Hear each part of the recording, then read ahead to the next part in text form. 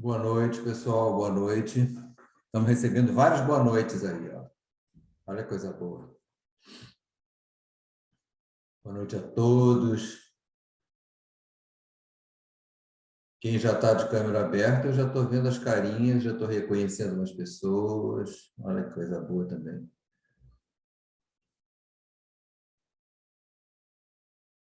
Quem puder ficar de câmera aberta é bom, porque aí eu sei que eu estou falando para pessoas. Isso ajuda, olha aí. Obrigado, pessoal. Abri aí a câmera.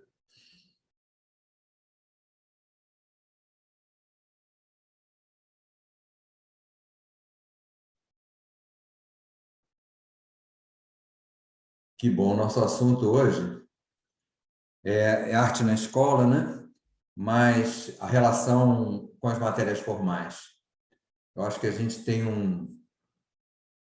um espaço, um gap, assim, a gente pode chamar de hiato mesmo, entre a arte e a educação nas escolas e as matérias formais, as outras matérias, né? Então, por experiência desde a minha primeira experiência lá longe, na primeira escola, eu já senti uma coisa meio assim à parte, né? Cheguei muito animado, eu continuei sempre, né? Mas acontecendo de forma meio isolada. Eu acho que não mudou nada desses 40, 50 anos que se passaram. Eu acho que, na maioria das escolas, o professor de artes, em geral, fica muito isolado, né? Com muito pouca possibilidade de troca, cheio de dúvidas, será que é isso mesmo? Será que é bom? Será que está dando certo? E acaba...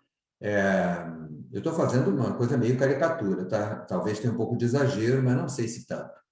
Mas ele acaba, nesse isolamento, para pertencer, cumprindo tarefas da escola e perdendo seus propósitos, né? Então, ele se encaminha muito mais para uma área mais concreta, de produções de coisas, né? Sempre produtos, e isolado. Mas quando eu iniciei, não demorou muito, eu me vi assim um pouco como uma pochete, sabe?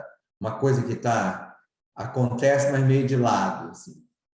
Não é uma pochete mesmo, é um adendo, uma coisa que acontece paralelo, mas não se mistura. E aí é aquilo que eu estava falando, para pertencer, você acaba, se você chega com muitos ideais, acaba perdendo esses ideais e fica trabalhando dentro daquele sistema como ele se apresenta, sem muita colaboração. Aí é que eu acho que é importante, a gente tem muito a colaborar. Quer dizer, o professor de arte, a arte e a educação de uma maneira geral, né? Ela tem muito a colaborar com o sistema e, inclusive, no processo de aprendizagem, no sistema todo cognitivo, que é da maior importância. Por quê? A gente lida basicamente com a subjetividade, apesar de que nós... Deixa eu desligar aqui, que tem um celular que tocando o tempo todo. A gente lida com a subjetividade, apesar de ser sempre uma coisa meio complicada nas escolas, porque essa necessidade de um produto, uma coisa, eu preciso de uma coisa. Então, essa questão do produto acaba engessando a gente e perdendo justamente esse potencial tão rico, né, e tão inerente à arte, que é a subjetividade, a formação do sujeito. O sujeito se faz com isso, né, com a subjetividade. E é claro que ele também se faz com a ação, ou seja, com a objetividade. Então, eu acredito muito nessa relação objetividade e subjetividade. Eu vejo um pouco os passos da criança, né?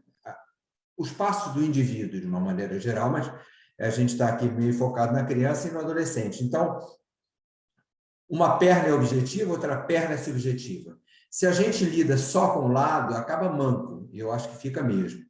porque o que sustenta a subjetividade, quer dizer, dá a ela não exatamente uma função, mas a potência de uma ação, dela se transformar numa ação, é a objetividade.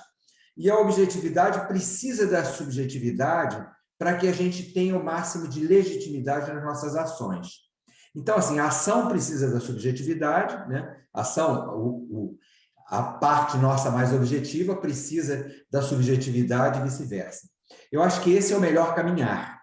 Senão, a gente vai quicando, em geral, em cima só do concreto, daquilo que é concreto, daquilo que é mais objetivo, e sem a subjetividade, quer dizer, o conhecimento não se sujeita a mim. Então, como não se sujeita, ele se perde. Eu decoro, passo de ano, né? E depois eu esqueço. Quando eu tiver 30 anos, eu não me lembro bem como é que foi mesmo. Claro, eu só decorei, porque não existia o sujeito para absorver, transformar aquilo verdadeiramente em conhecimento. Então, antes de mais nada, eu acho que essa é a base primeira e que a arte-educação tanto colabora, né? Porque a arte-educação, de novo, é a subjetividade, então ela é a grande colaboradora para esse fortalecimento desse sujeito. Esse sujeito fortalecido, ele vê com os próprios olhos, ele considera os olhos dos outros, as escutas dos outros, deve, né? Claro, a gente aprende com todas essas, unindo todas essas fontes, mas há uma coisa da maior importância, que é o poder refletir, né? Eu preciso refletir para acomodar ao meu mecanismo, à minha forma de ver, né? Eu descubro que, como ente subjetivo, aquela informação vai se sujeitar a mim, quer dizer, passar por um processo de subjetivação para se transformar em conhecimento. Senão ela cai lá no fosso do decorado, né? Daquilo que eu decorei. Então é assim, aprendi esse caminho, essa trajetória, eu chego à resposta certa. Então, por ser subjetivo, né? Eu sei que não é a única área de subjetividade, mas ela vai ajudar não só nas outras áreas, e vai ser auxiliada também, como também nas áreas objetivas, justamente por esse aspecto.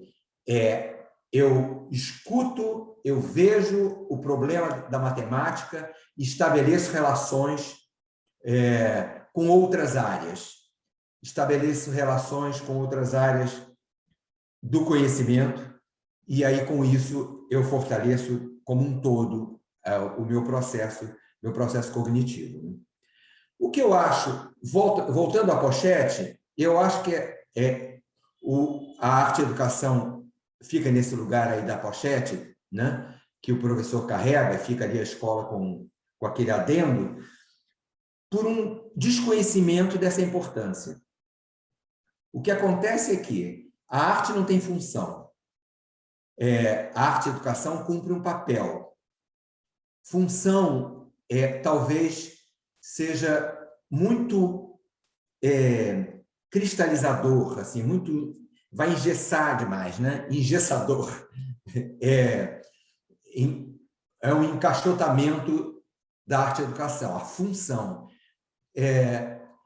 A arte realmente não tem uma função.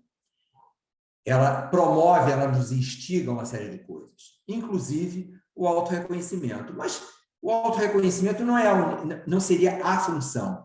Ela tem uma relação muito grande com o indivíduo, né?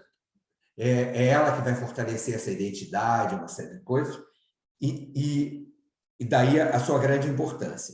Por não ter uma função clara, ela acaba virando a tal pochete. Por quê? Ou ela cumpre um papel que tem uma função aqui na escola, de fazer um bonito mural, de transformar a festa das mães mais bonita, cheia de elementos de decoração. Era confundida com decoração, com uma estética formal, e não é nada disso, né? A estética é uma coisa que está viva sempre, ela é particular, ela precisa ser, ela se conflitua com outras estéticas, e assim ela se mantém na sua riqueza e sempre viva, dinâmica. É sobre dinâmica um pouco que eu quero passar agora, porque a arte é um processo dinâmico, acredito que a educação também é um processo dinâmico. Não necessariamente essa dinâmica é aplicada ou considerada, mas é dinâmico, porque cada indivíduo é um indivíduo e cada um tem um nível de compreensão e dentro dele ocorre uma dinâmica e no social, quando ele leva essa sua dinâmica particular, ele cria outras dinâmicas. Então, a gente tem... É um ambiente de movimentos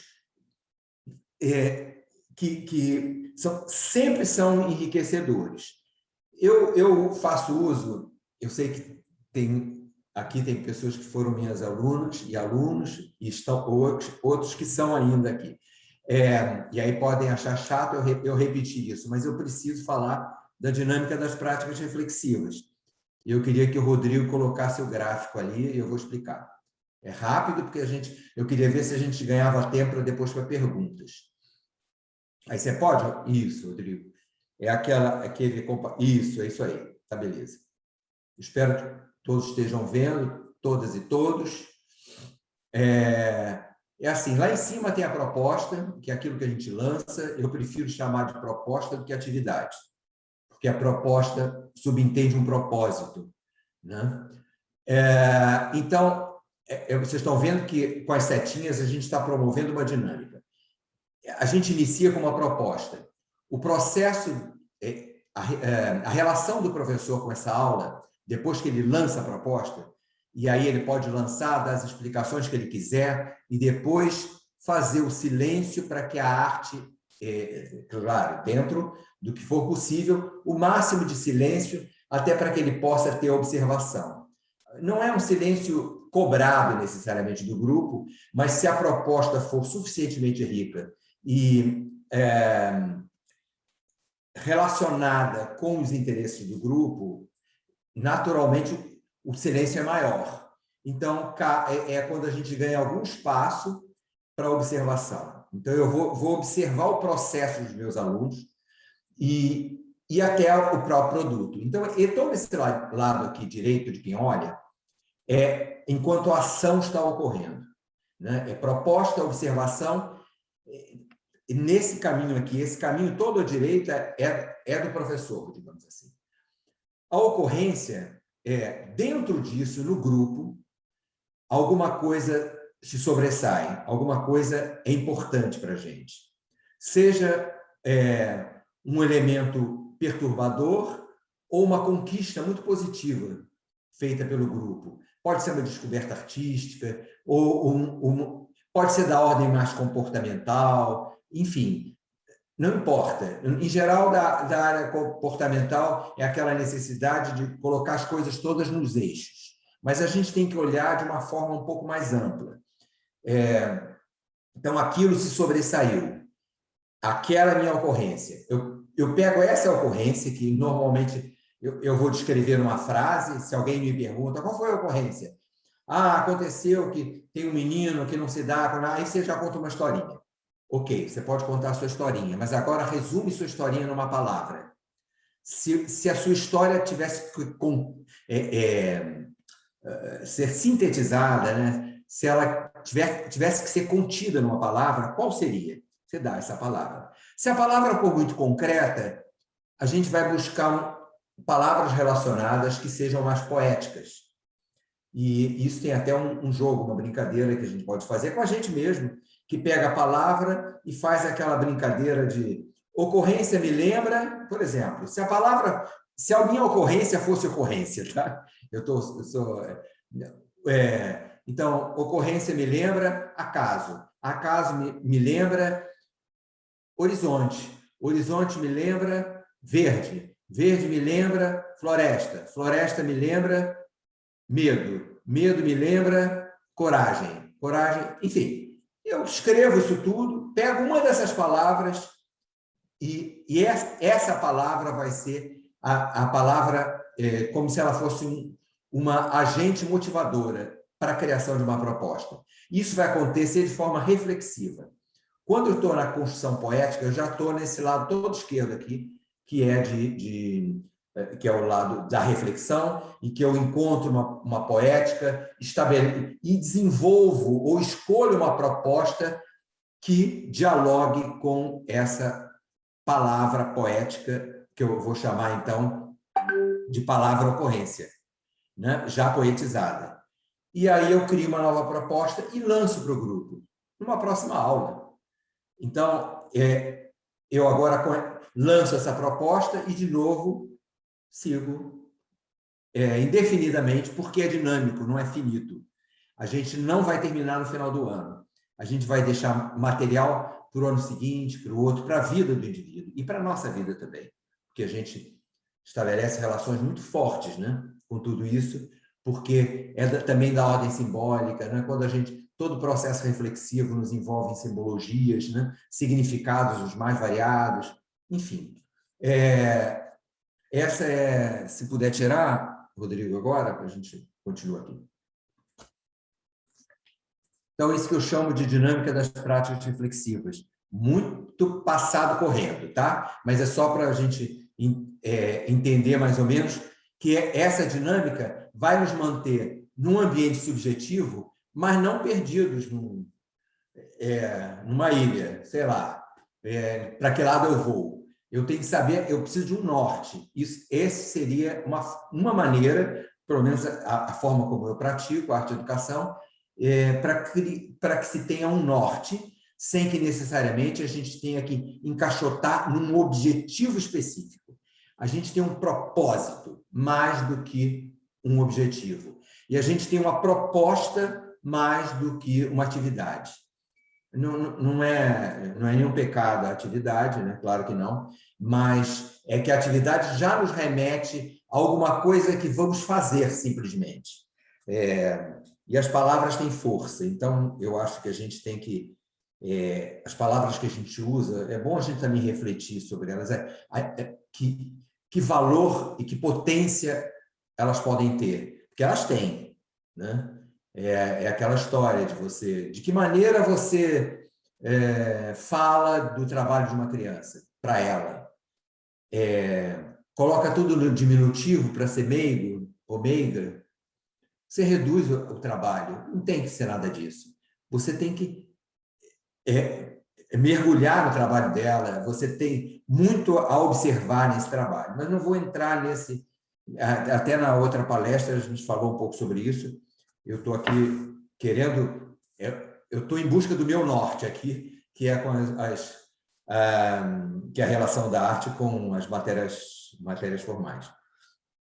Então, isso aí me leva a uma coisa também que eu acho importante, que eu costumo chamar de coração da obra, né? No trabalho da criança.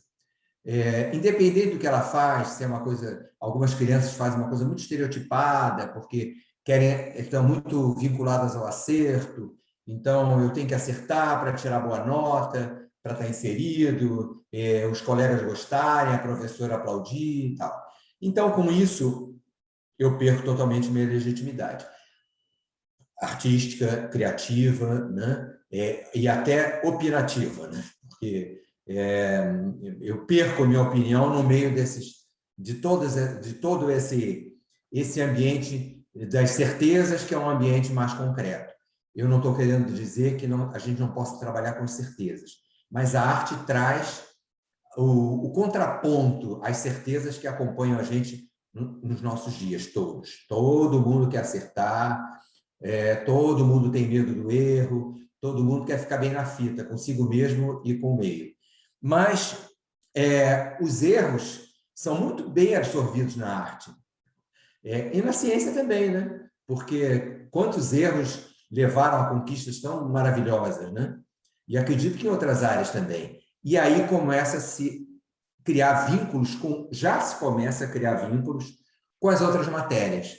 Porque na hora que eu lido bem com o meu erro, entre aspas, e transformo o meu erro, e que a arte promove isso, né? E a gente instiga, inclusive, as crianças a dar uma solução para uma determinada coisa que ela considerou erro, e aí, de repente, ela descobre uma coisa completamente diferente, que ela não tinha nem passado pela cabeça dela nada disso. Ela já tinha uma ideia específica, que ela queria uma mulher de chapéu, óculos escuros na praia.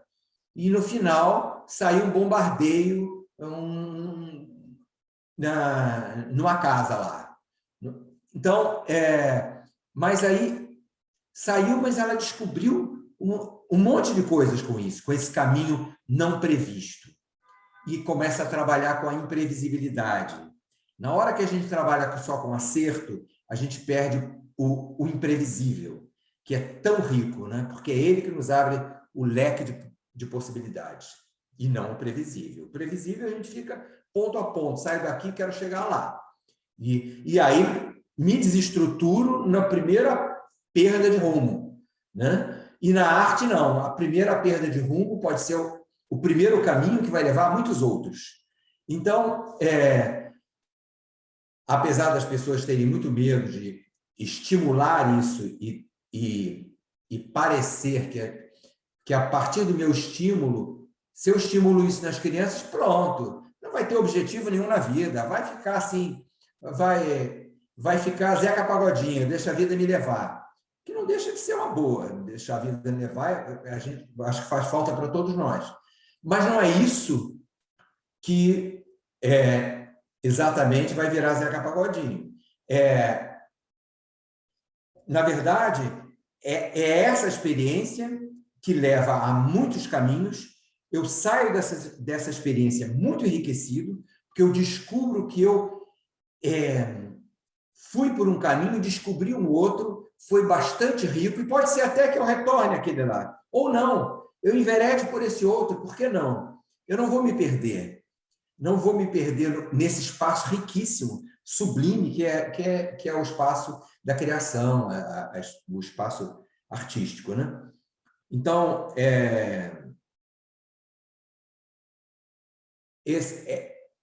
a arte promove, permite que se explore áreas que a educação formal, em geral, não abre muito, né? Porque tem um programa, tem que acabar o ano com determinada coisa.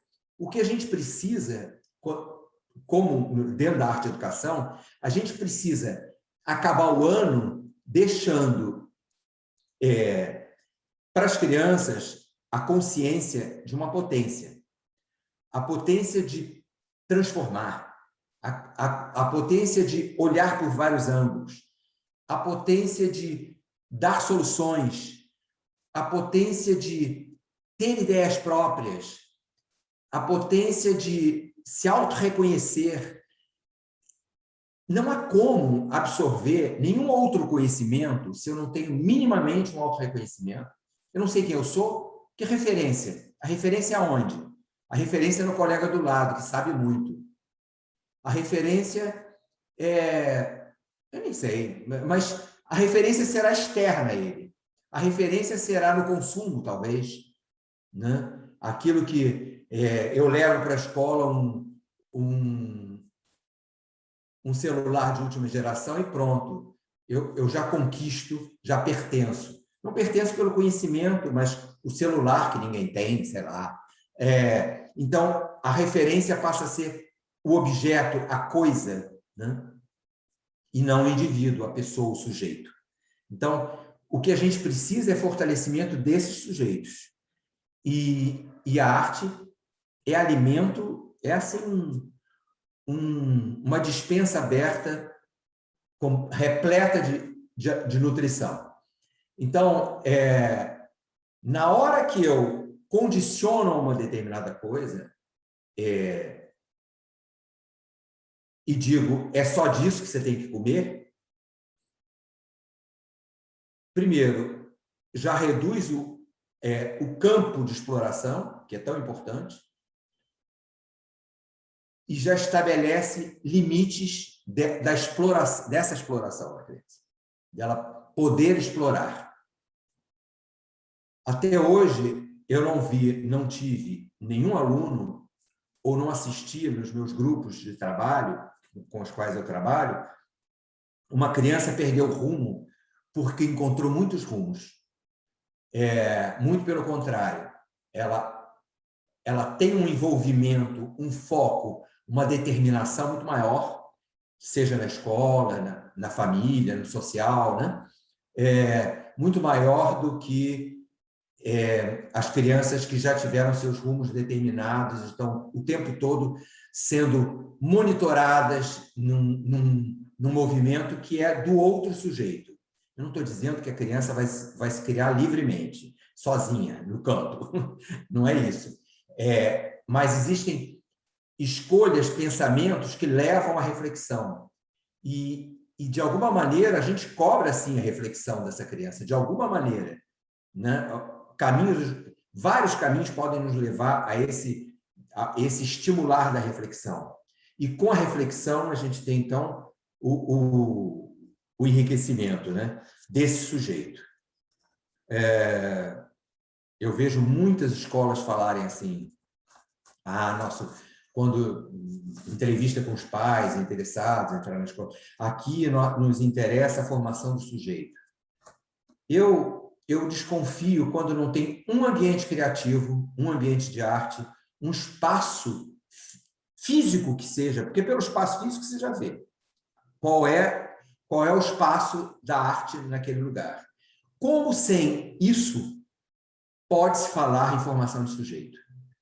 Se ali a gente tem uma fonte de fortalecimento das subjetividades. Tem outras fontes, mas a arte é uma fonte riquíssima. Não dá para abandonar, não dá para trazê-la para somar. Não trazê-la para somar, né? Então,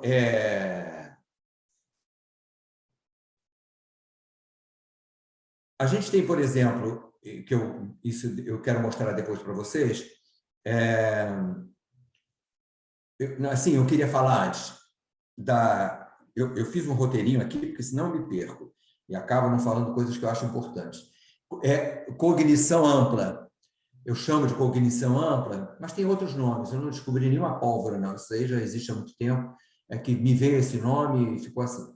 Mas a cognição ampla é essa capacidade de relação, né, que o indivíduo estabelece entre fontes de conhecimento. Então, no caso das matérias formais, a relação não só da arte com a geografia, a arte com a matemática, a arte com a história, a arte com as ciências, a arte com as línguas, não é isso. É também a matemática com a geografia com a história com as artes e tudo. Agora, e aí qual é o papel da arte? A arte, ela pode ser, e ela tem essa competência para ser a agente catalisadora, de uma forma bem indireta. Por quê? Porque ela dá esse fortalecimento do sujeito. Então, todo sujeito fortalecido faz analogias. E nada mais rico do que a analogia para a amplitude do conhecimento. As especializações, elas até têm um movimento das analogias dentro daquele sistema. Mas por que a gente tem que ficar só nesse sistema, se um outro sistema que parece acontecer tão lá longe, parece nada a ver com esse aqui, que é a minha especialização, por que eu não posso capturar, elencar aspectos dessa outra fonte, atributos dessa outra fonte, para trazer para essa daqui? Eu preciso ter esse direito, esse exercício da circulação. Então, e a arte é isso mesmo, porque você circula em volta de uma escultura, você circula em volta das interpretações de um desenho, de uma pintura, né? Você circula entre as linguagens, você pode transformar um gesto em tinta, uma tinta em som, um som em palavra, uma palavra, enfim, a palavra de novo no corpo. Então, essa circulação, quando eu circulo entre as linguagens da arte, eu descubro que eu posso circular, eu posso ir muito mais além. Quando eu vou dar um exemplo, justamente por também trabalhar com comunidades, né, dentro de comunidades, Quantas vezes a gente vê, né? Isso não acontece uma nem duas vezes, isso é quase que recorrente.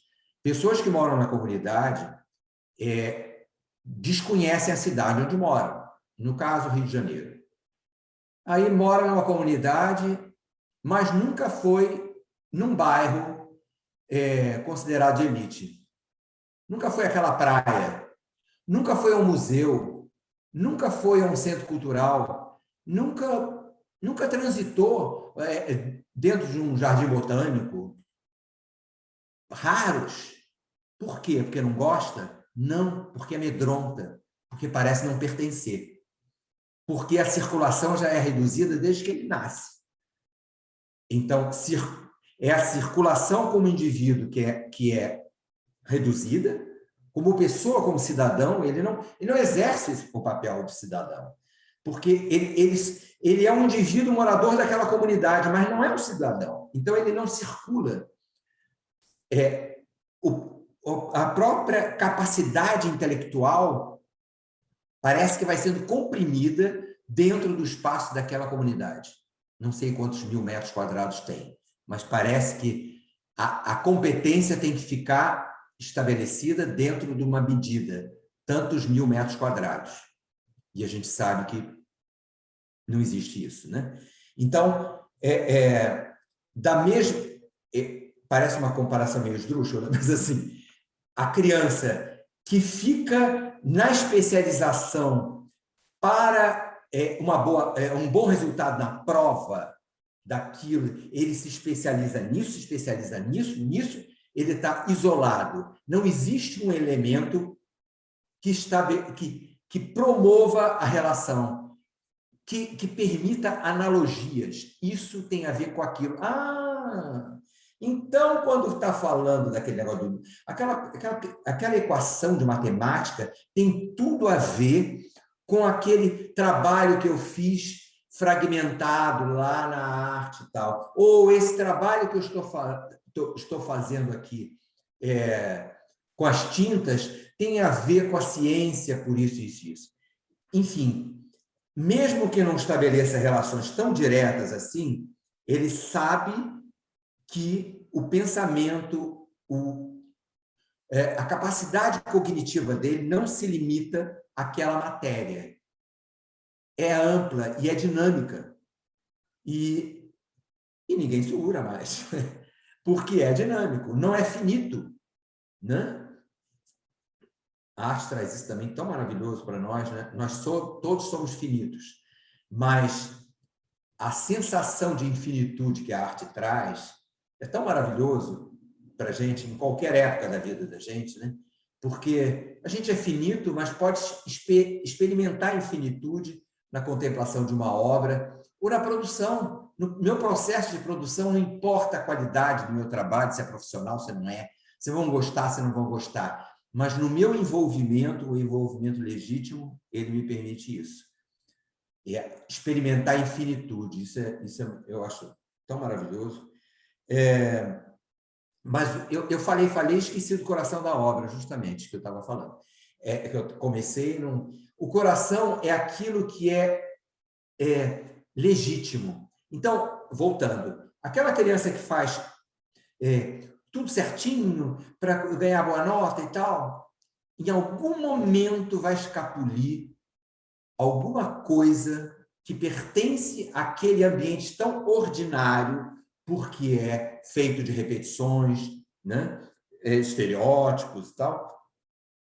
Existem elementos que são extraordinários, que seja às vezes é mínimo. É esse elemento extraordinário que a gente tem que apontar, sinalizar, valorizar e trazer para o grande ambiente que é a cabecinha dele, né?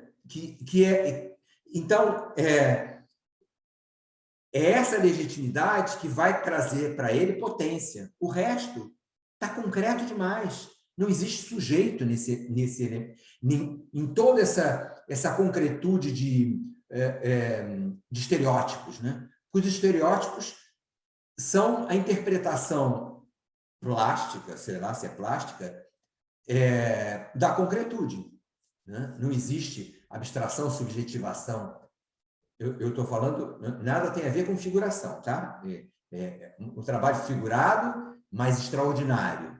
E também você vai encontrar um trabalho abstrato, que é ordinário, né? É uma cópia, uma repetição, não tem envolvimento, perde o coração, não tem. Então, encontrar o coração, apontar o coração, ajuda muito, é o reforço dessa legitimidade. E é aí, nessa pulsão aí, na verdade, pulsação, nessa pulsação desse coração, é que ele se amplia, o indivíduo se amplia em sua potência, e mais adiante ele vai começar a fazer as analogias. É um pouco assim, a mandala. A mandala tem um centrinho que é talvez a parte mais legítima. Aí tem uma outra camada, não que o resto não seja, uma outra camada que já me coloca mais social, e outro, e outro, e outro, e outro, e outro, e eu vou cada vez mais me relacionando com o social. Não quer dizer que essa camada última aqui não seja legítima, mas existe uma essência, tudo é legítimo, mas é como pedrinha no lago, que faz tom, isso é um pouco a mandala. Quando a gente chega aqui no final, essa mandala, esse eu aqui que foi ampliado, ele está fortalecido. Então, ele começa a soltar uns bracinhos que são analogias com tudo. Estabelecer relações até com outras formas mandalares, se a gente quiser seguir essa ideia das mandalas. Com outras formas mandalares, e aí vai, e vai fazendo essa grande construção. E é infinito, é dinâmico e infinito. Então, é aquela coisa, podem te tirar tudo, menos o conhecimento? Isso é verdade. Porque o conhecimento é da ordem desse sublime, dessa coisa forte, maior, que não tem uma medida. Então, como é que eu vou...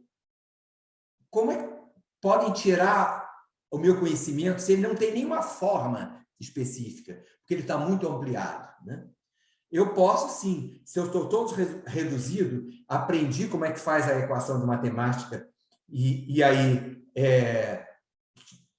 de repente, tiro um zero, caramba, eu achei que estava certo, achei que era isso, eu estudei tanto, perdi tudo, acabou o meu conhecimento de matemática com aquele zero, porque reduziu a minha autoestima até, e que estímulo eu tenho para, de novo, reencontrar com esse conhecimento e tal. Se eu tenho a arte, eu vou encontrar soluções, porque são esses, como eu disse, esses vários ângulos de ver e tal. Mas aí, eu queria falar agora, para finalizar, as ligações, só para mostrar a importância da arte e os projetos escolares, por exemplo. Tá? Então, eu queria que o Rodrigo, por favor, postasse aquele resuminho que eu botei lá, Rodrigo, que é o segundo compartilhamento. Dá para dar uma reduzida? Ficou grandão, sei lá. Peraí, eu fiz errado aqui. Sem problema. Mas aí eu já vou explicando para a gente ganhar tempo. É a relação entre a arte, especialmente a arte contemporânea, e os projetos, os projetos de aprendizagem. Na aprendizagem baseada em projetos, né, que é o Project Based Learning. Então, assim, estão vendo aí, síntese dos pontos que estruturam um projeto PBL, que é o Project Based Learning. E depois lá, suas correspondências na arte conceitual. Eu coloquei arte conceitual, antes de mais nada, pensar o seguinte, a aprendizagem baseada em projetos é um movimento mais de vanguarda, né? Mais recente, mais contemporâneo, assim como a arte conceitual. E, por um acaso, eles estabelecem muitas relações. e isso daí é só para mostrar, e que é claro que não é só isso, né, nessa forma de trabalhar a educação, mas aí fica bastante claro. Então, assim, na síntese dos pontos, né, eu reuni esses pontos, fiquei aqui pensando e eu achei que isso aí ajudava. Primeiro, para essa síntese, né, para você trabalhar, para você estruturar um projeto PBL, uma provocação ou questão, né? Ela pode ser social, pode ser política, cultural, artística, comportamental e outros, né? Botei uns pontinhos lá. É a definição e justificativa do tema que nomeia a provocação ou questão. Tá? Eu tentei colocar em ordem, tá? Então, eu tenho, depois dessa provocação, quer dizer, eu fui provocado, o grupo foi provocado por uma questão, né? Que é isso aí, que pode ser social, política e tal. Aí, agora, eu vou ter uma definição e uma justificativa do tema que nomeia a provocação ou questão. Beleza. Aí, parto agora, quer dizer, que eu estou dizendo, com o grupo, né? Eu, meus alunos. Investigação feita pelos alunos. E, galera, isso não tem diretamente ligação com a arte, ao mesmo tempo que tem. Assim, investigação feita pelos alunos sobre contextos, causas e hipóteses, né? Dessa questão escolhida, né? Que já foi definida e justificada. Depois tem a criação de um plano de ação, execução e explanação dos resultados e avaliação do orientador. Agora vamos ver lá. No item 1, que é aquele provocação, questão, o que acontece na arte conceitual? É o mesmo que na arte conceitual. Você é provocado por uma questão política, social e tal, e aquilo vira, entre aspas, temática, porque é mais do que a temática. É um propósito artístico mesmo, né? É uma questão provocadora, instigadora. Aí, no item 2, na arte, quer dizer, que é a definição e justificativa do tema, que nomeia o item 2 na arte, é a definição do conceito. Nesse momento, você está definindo um conceito.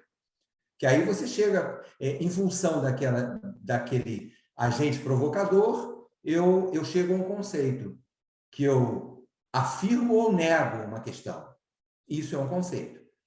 Aí, no item 3, que é a investigação, que lá no PBL é a investigação feita pelos alunos, é o mesmo na arte, apenas substituindo alunos por artistas. Então, aí no 4, criação de um plano de ação. Na arte, a criação do projeto e escolha de materiais. Que material eu utilizo para essa representação nessa linguagem plástica? E criar um projeto. Eu acho que eu vou precisar montar isso num terreno. Não sei se é um terreno reto ou inclinado. Não, é reto. Que terra eu coloco ali para construir? Acho que vai ser uma coisa de arame com algum elemento, materiais leves, talvez isopor, não sei. Eu estou aqui viajando, tá? Então, eu vou fazer isso na arte. Enquanto isso, lá na PBL é a criação de um plano de ação. Item 5, execução e explanação dos resultados. Na arte é execução. E no item 6, que é a avaliação do orientador, na arte não há, por não existir nela um propósito arte educacional, né? Eu estou falando da arte pela arte, né? Agora, se a gente falar em termos arte educacionais, a questão não é necessariamente uma avaliação do orientador, mas até pode ser, junto com os alunos, e aí você tem vários critérios de avaliação. A gente também não precisa ficar com horror do 1 a 10, 0 a 10, sei lá.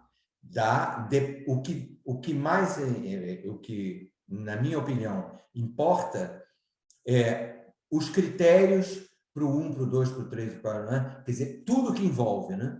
E não o trabalho ficou bonito, ele se comporta bem. Tem muitos outros elementos que são importantes. Eu acho que agora a gente pode tirar aí. Estou preocupado com o nosso horário. Olha aí, já estourei o horário, meu Deus do céu. Eu queria muito... Esse é um assunto muito extenso, né, pessoal? Vocês sabem que para muita discussão, as experiências de vocês só iriam enriquecer, né? Eu acho que era isso que ia formar realmente conteúdo, com as trocas e tal. Aí que o conteúdo fica rico mesmo. É isso aí mesmo, Tatiana. Conversa boa se expande. Então, Rodrigo, será que não podia pensar umas perguntas? Eu sei que a gente se estendeu, mas sei lá, dá para ter mais 10 minutinhos, quem puder? Ah, na verdade era até 8h30, né? Ah, então pronto. É que eu falei de uma, eu escutei que era um. Ah, é, claro, eu cismei que é às 7 horas, gente, esquece. Ai, que bom. Estamos no lucro, tá ótimo. É porque, como minhas aulas são sempre às 7, faço uma confusão, 7, 7h30, mas que bom, estou tranquilo aqui. Aí, obrigado, Denise. Então, será que é melhor olhar aqui no chat? É chato ficar escolhendo uma coisa ou outra. Rodrigo, você quer ser o juiz? Que assim. Ah, eu estou procurando aqui, tem uma aqui da Tatiana. É comum a aula de artes no quarto ano ter apenas meia hora? Acho um Ah, tempo muito curto para acontecer algo interessante para as crianças. comum é, natural não é. Mas não mesmo, né? Meia hora, menor chance. Já é complicado a gente com um tempo maior, né? Eu vejo isso inclusive, meus alunos adultos, né? Eu assim, pessoal, só temos mais 10 minutos. Eu fico avisando, tipo, né? E reduzindo o tempo, mas é aflitivo, porque tem gente que fica muito mais tempo, né? E precisa daquele tempo. E tem gente que resolve tudo em 5 minutos. A qualidade não é medida por esse tempo, não. Aliás, medidas não cabem muito na arte. O que mais? Gente, façam perguntas aí. Vocês também podem falar uma coisa bem horrorosa e tirar e tirar o vídeo, que assim não consegue ver. Pode falar qualquer coisa. Pode jogar pedra, mas tira o vídeo para não ver quem é. Tem mais uma perguntinha aqui do Felipe. Qual a relação da proposta triangular com o PBL? Olha, eu acho que tem diferença, sim, né? Você está falando da proposta da Ana Meire Barbosa, não é isso? Eu acho que tem diferença, sim.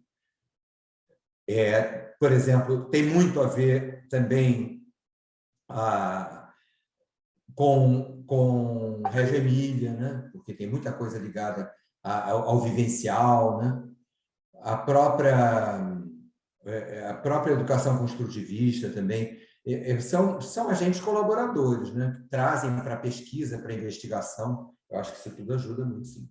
Mas eu acho que, no caso da proposta lá triangular, envolve muito a história da arte também, né? Que é também um recurso e não necessariamente nem sempre tão ligado à prática, né? À vivência prática. Mas são caminhos colaboradores, sem dúvida. Como trabalhar... já passou. Aqui, ó, como trabalhar arte, educação e obrigatoriedade imposta pela gestão escolar com notas e provas.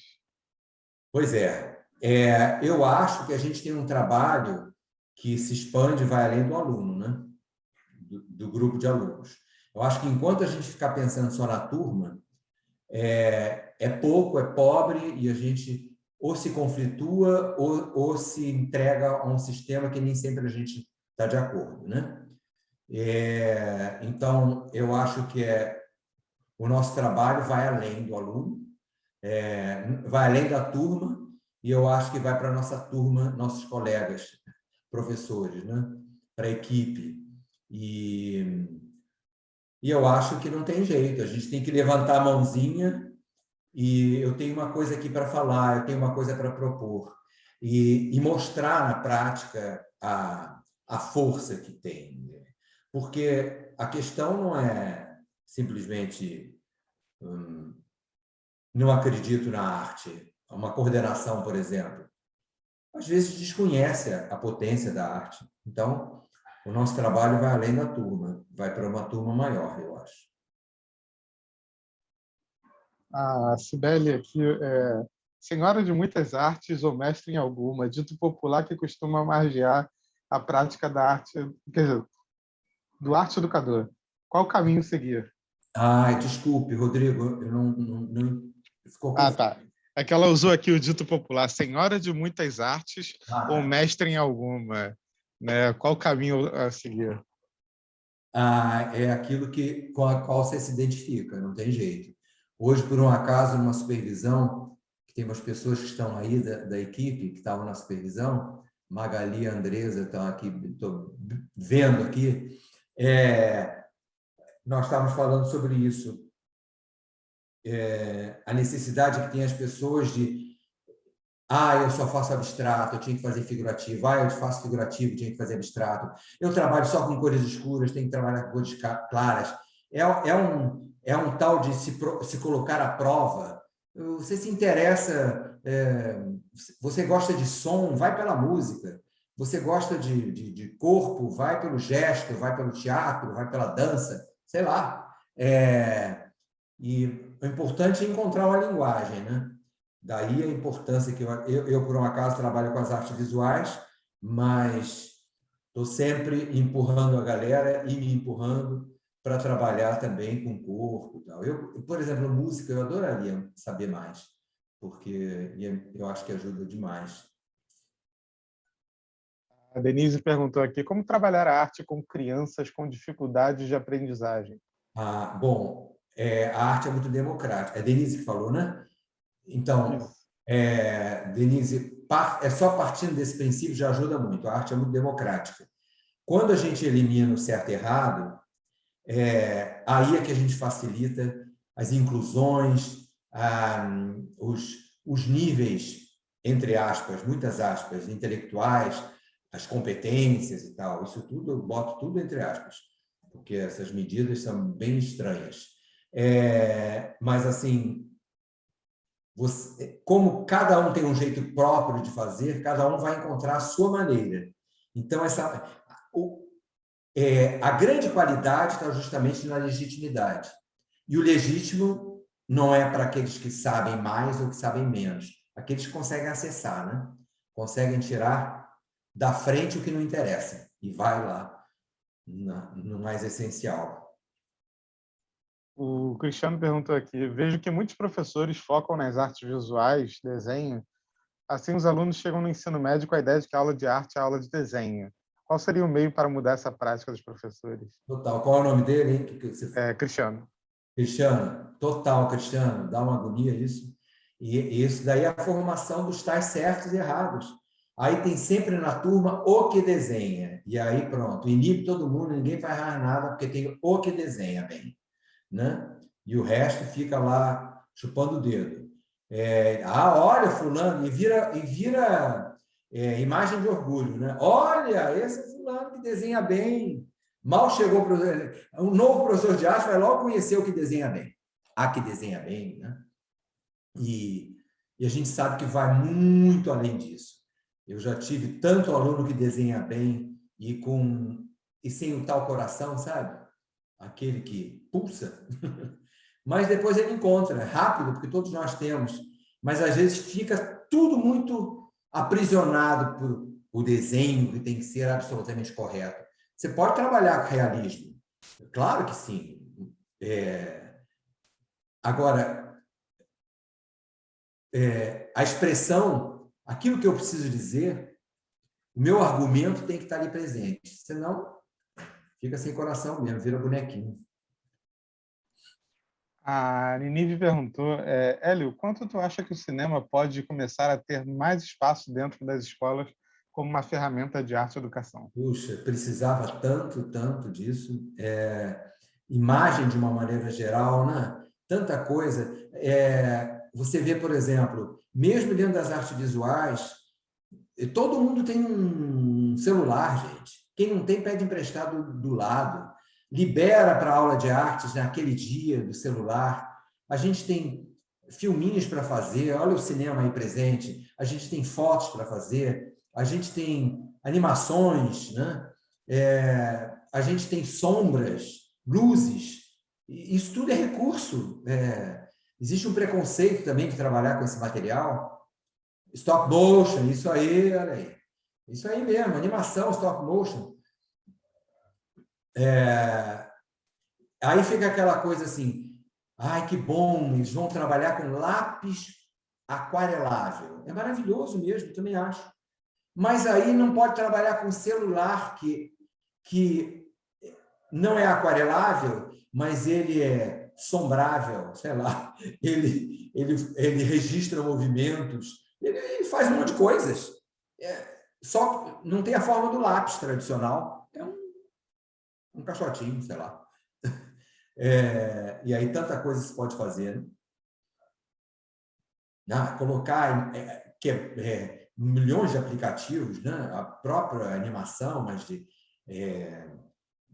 muda de cor, vira preto e branco, corta, tira em pedaços, sei lá, infindáveis as possibilidades. E isso não reduz em absolutamente nada. Eu acho que, pelo contrário, já faz parte da vida deles direto ali, de todos nós, né? Está ali, um apêndice nosso. Então, por que não tornar ele um recurso que vá além da selfie para ficar bonitinho, né? Tem muita pergunta aqui. Isso aí, Tatiana, linguagens múltiplas. A gente precisa muito.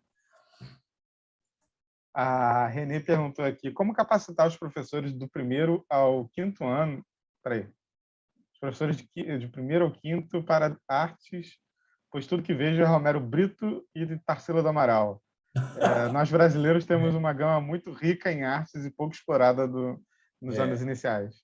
A Tarsila, com todo respeito, mas realmente é bem usada, né? Porque é uma representação bem nossa, né? Assim, isso daí também um assunto, viu? É um assunto. Dá uma palestra, se a gente puder trocar bastante de conversas. Essa questão de você apresentar um artista, um movimento dentro da história da arte, a gente tem que tomar muito cuidado para ele não se transformar em modelo de qualidade. A gente tem que fugir dos certos e errados. Isso daí é a primeira coisa. E aí, essa coisa de eu trago a Tarsila, ou eu não trago, mas o Romero Brito assim que é bonito, assim que é bom. Contornem bastante. Contornem, coloquem cores vivas.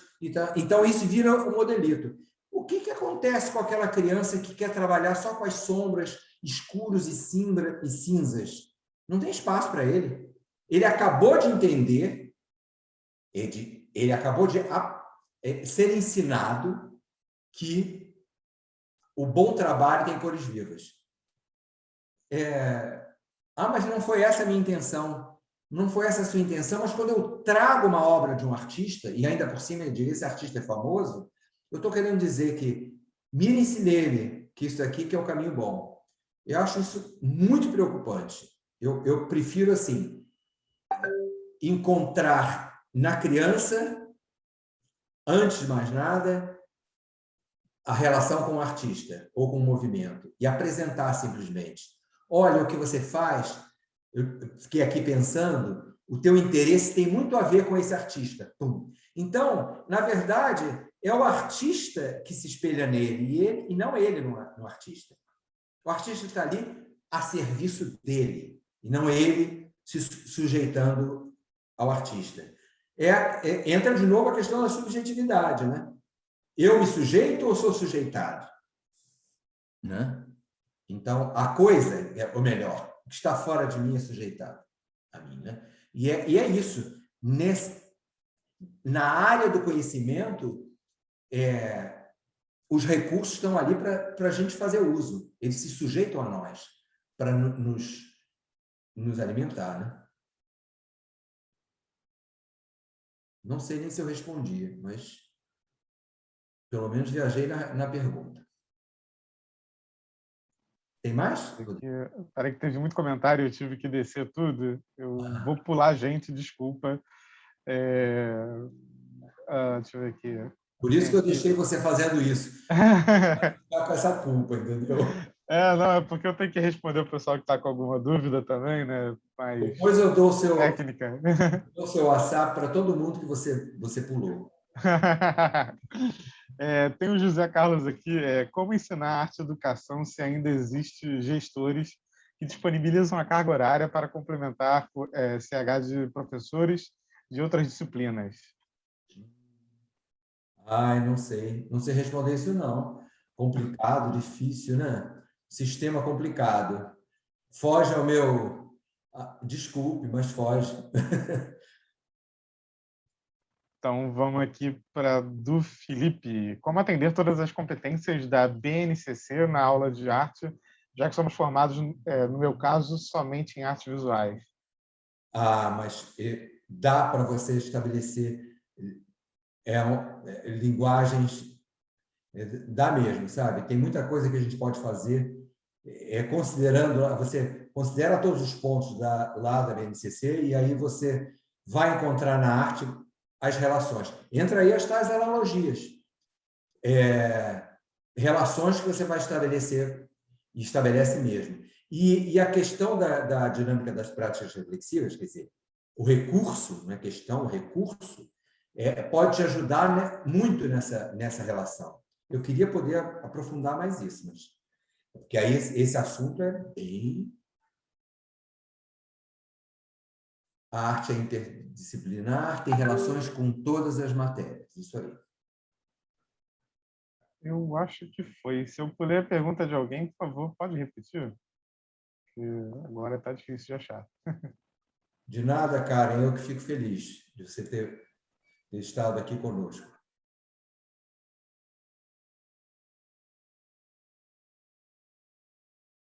Até o próximo. Ainda tem mais uma. Me aguentem, mais uma. Eu vou botar o link do próximo aqui, já que você Ótimo. mencionou. Tá ótimo. Eu já joguei aqui, mas vou repetir. Gente, quase britânicos, hein? 8h35. Aqui. E o link para se inscrever aí, se matricular no curso. Uhum. Te agradeço também, José. Eu acho que essa pergunta aqui, a Shirley mandou uma aqui. Como criar contextos em artes para a educação infantil? Como é que é? Como? Criar Desculpa. contextos em artes para a educação infantil.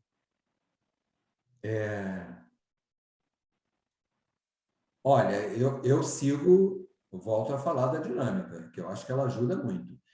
Se você tem um projeto escolar, dá perfeitamente para trabalhar o projeto junto com a ocorrência. E é que não dá para explicar aqui agora, porque é um pouco mais longo, mas que é a relação entre projeto e ocorrência, e aí você chega a uma proposta. É bem interessante. Aqueles programas, eu vou, assim, eu sei que não é muito simples isso, mas aqueles programas, assim, você já tem o semestre todo, você já sabe todas as aulas que você vai dar de arte. Vou dar isso, normalmente é cumprimento de atividade. Isso são atividades. Você perde a dinâmica, né, da relação com o aluno, porque o aluno está trazendo a cada aula alguma coisa. Então, você já vem com aquele programa encaixotado e joga lá. A atividade pode ser maravilhosa, mas em que contexto? Aproveitando a palavra lá, o contexto. Em que contexto se aplica isso? Às vezes, você pode, inclusive, com a prática, né, você pegar uma atividade e transformar ela num propósito. Quer dizer, quando você transforma num propósito, ela pode ser apresentada de maneiras muito diferentes. Então, ela é apresentada, a atividade em si, por exemplo, sei lá, falar uma coisa bem simplesinha, assim, construção de um potinho de argila. Uma coisa bem, uma atividade, dependendo o que veicula essa atividade, qual é a proposta que é lançada em função de um propósito. Então, por exemplo, a minha ocorrência foi respeito ou desrespeito, né? Em geral, a gente trabalha com os opostos, respeito e desrespeito. Se ocorrer um desrespeito, eu posso trabalhar respeito ou desrespeito. Aí, poxa, a atividade no meu programa, eu não vou poder fugir, é potinho de argila. Então, cada um vai criar um pote do tamanho ou do formato que quiser. E aí eu ensino aquela técnica mais simples, fazer uma bolinha, enfiar o dedão e abrindo do jeito que quiser, pronto, porque a técnica não importa tanto, é só o suficiente para tentar fazer alguma coisa. E lá dentro, a gente vai colocar um segredo. Dentro. Você pode escrever o seu segredo num papelzinho, bem pequenininho, que não pode mostrar para ninguém porque é segredo, nem para sua amiga, nem para o seu amigo. Dobra, dobra, dobra, coloca dentro do potinho e fecha seu potinho de argila. Pinta da cor que você quiser e bota na estante. É só seu. Eu estou falando de segredo respeitado. Pronto. Para mim, atende a proposta. Para mim. Mas não é a certa. É a minha proposta.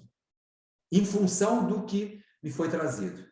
Então, daí essa multiplicidade de eu vou interpretar, vou trazer uma proposta, enfim, é desse jeito. E se a criança não sabe escrever, ela pode falar baixinho no pote e fechar.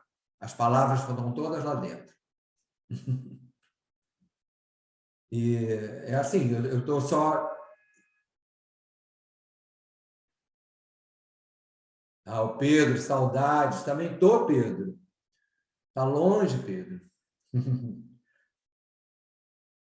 Acho que terminamos, né, galera? Feliz aqui de estar com vocês. Que bom. Venham na próxima para a gente continuar o papo. Aí já é outro assunto. Tá bom? Beijo para todas e para todos.